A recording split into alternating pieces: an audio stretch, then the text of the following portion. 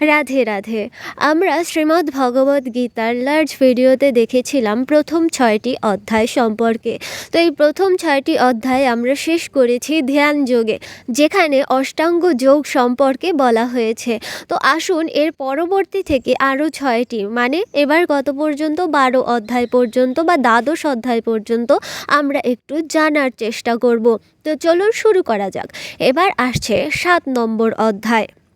সপ্তম অধ্যায় হচ্ছে বিজ্ঞান যোগ, পরম তত্ত্বের সম্বন্ধে বিশেষ জ্ঞান। পরমেশ্বর ভগবান শ্রীকৃষ্ণই পরম তত্ত্ব, সর্বকারণের পরম কারণ এবং জড় ও চিন্ময় উভয় বিষয়েরই প্রাণ শক্তি।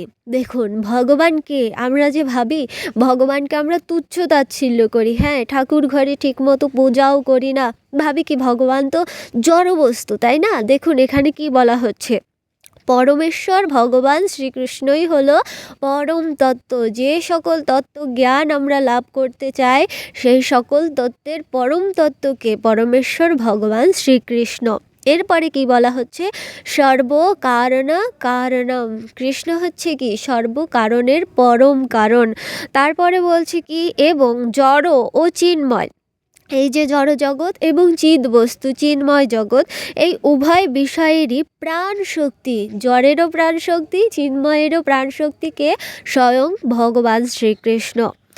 অগ্রণী জীবাত্মাগণ ভক্তি সহকারে তার কাছে আত্মসমর্পণ করে থাকেন।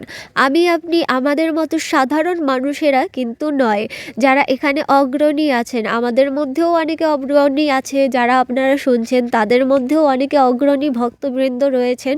তো তাদেরকে আমি প্রণাম জানাচ্ছি, তারা এগিয়ে যান এবং আমাদেরকেও সঙ্গে করে এগিয়ে নিয়ে যান। এরা কি করছে, তারা ভগবানের কাছেই নিজেদেরকে আত্মসমর্পণ করেন। পক্ষান্তরে অধার্মিক জীবাত্মারা অন্যান্য বিষয়ের ভজনায় তাদের মন বিক্ষিপ্ত করে থাকে। আর যারা কি হয়, অধার্মিক জীবাত্মারা, তারা কি করে, সহজে সন্তুষ্ট হওয়ার জন্য অন্যান্য কিছুর আরাধনা করে থাকে।